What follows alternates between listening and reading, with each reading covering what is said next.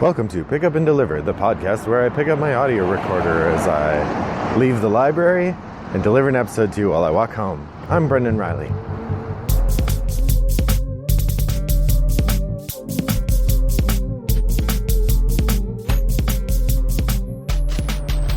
Well, good morning, listeners. It is a cool November 25th here in suburban Chicago. It's the second episode I'm recording today because I walked to the library, now walking home from the library. It feels kind of funny to do it this way, but I know the next week is going to be pretty busy and I want to make sure I have an episode ready to go out on Monday.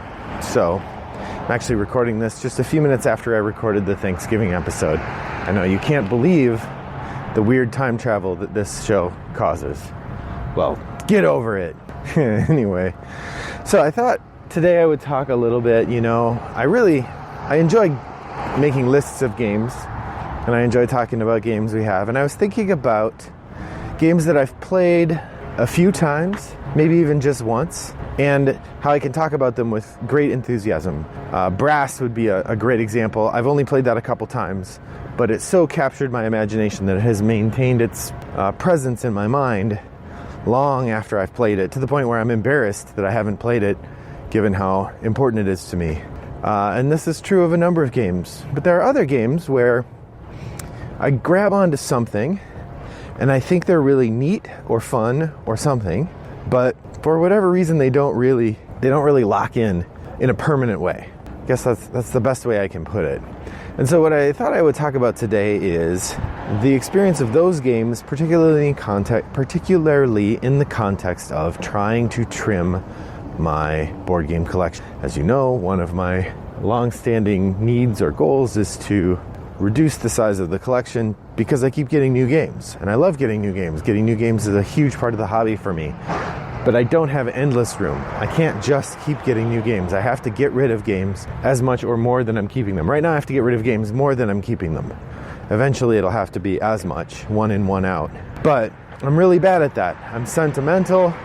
I'm optimistic, like the idea that, well, someday I might want to play that game, so I don't want to get rid of it. It's foolhardy. It's also a waste of money. I buy these games and I don't have time to play them all.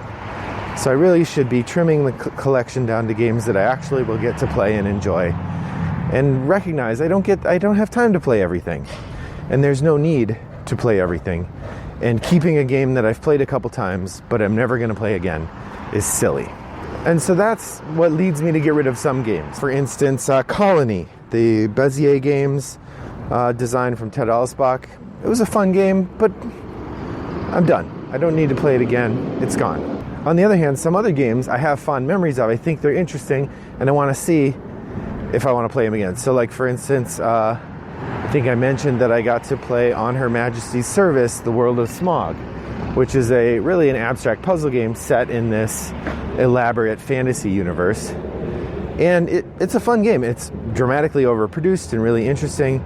And I wanted to try it one more time before we got rid of it. We played it, we had a great time, and then my wife and I decided, we are fine to never play that again. It's fine. It can go. So that game is also on the sale block. So I was thinking about this in terms of the chopping block. If you think about games that are on the verge of being gotten rid of for various reasons, but that I still would like to try one more time before I do. So that's where we are. So I have 5 games here that I am thinking about getting rid of, but I keep holding on to try to get one more play out of them before I do. The first of these is Lemuria. Lemuria is a small box game with a sort of European style resource trading and tableau building gameplay. I got it at Origins 2017, and it's really neat. Like, it's got this little wheel in the middle that turns, sort of like Tzolk'in, but without gears, just a single wheel. And around the outside of the wheel, and the part that doesn't turn, are indicators of different resources. So the game works, you're putting these crystals on the wheel, and then when you collect the crystals, you get the resource that they're next to.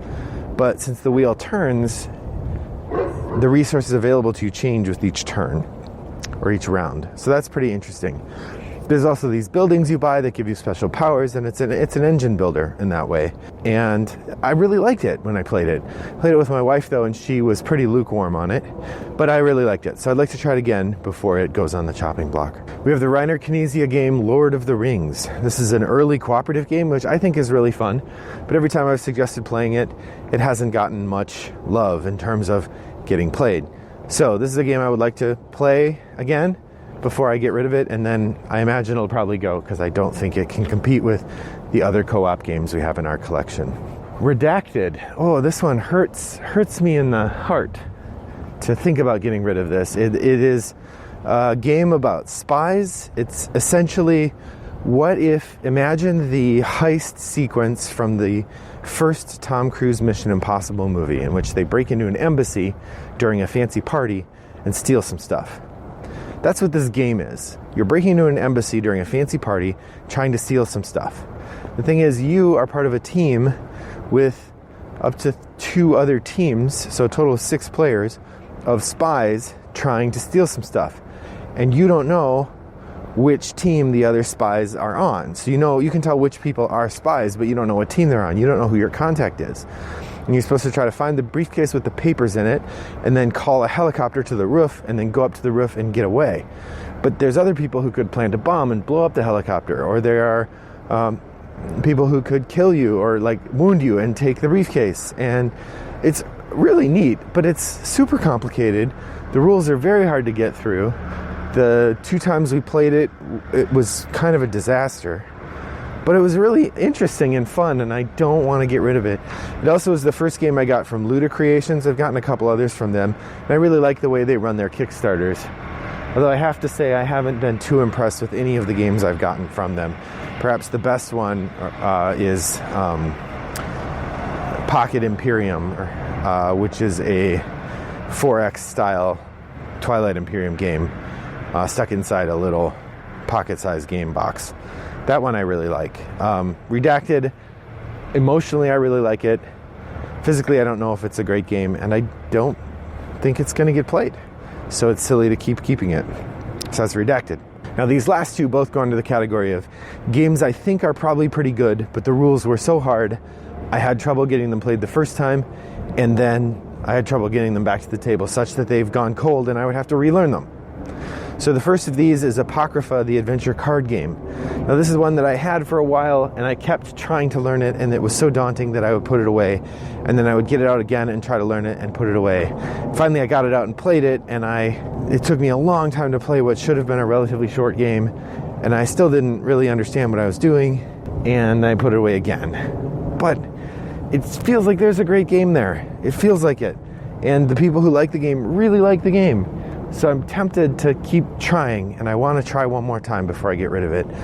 Also, I have a ton of content for it. I went all in on the Kickstarter, so I got both expansions, so I have a ton of it, and I would really like to experience the story, which is intriguing and interesting, but it's just been very hard to play. So we'll have to see, but that's on the chopping block. And finally, the other game that was like that was Robinson Crusoe. Now, this is a game that people love. People who love it.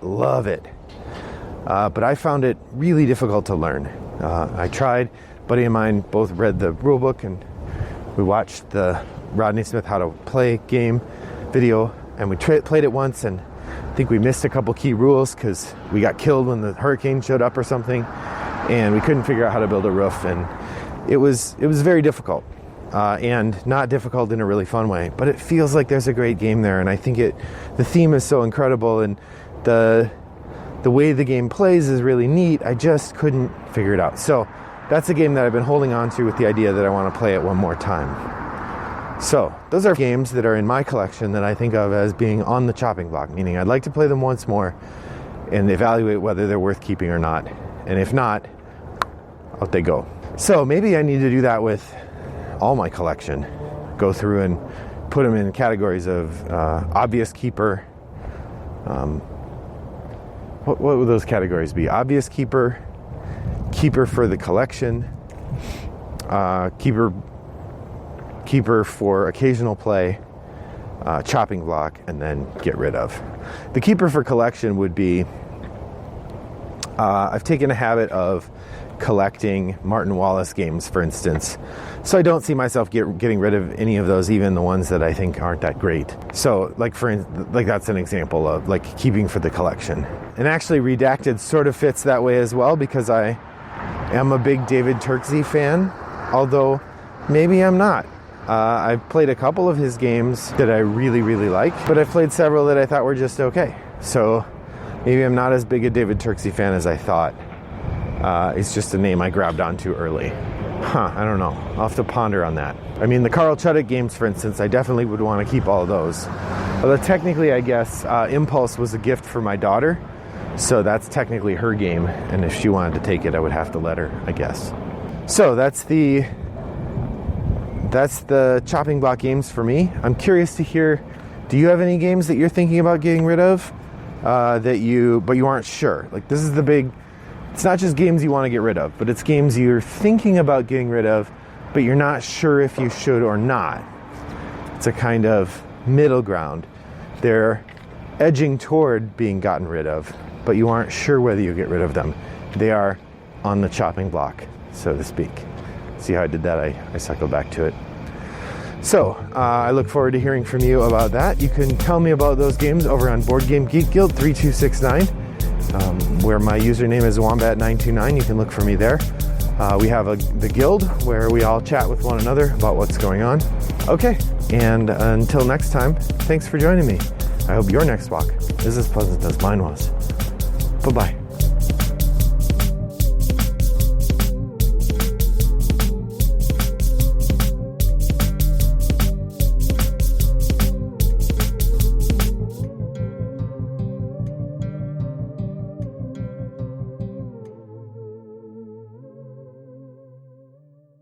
Brought to you by Rattlebox Games.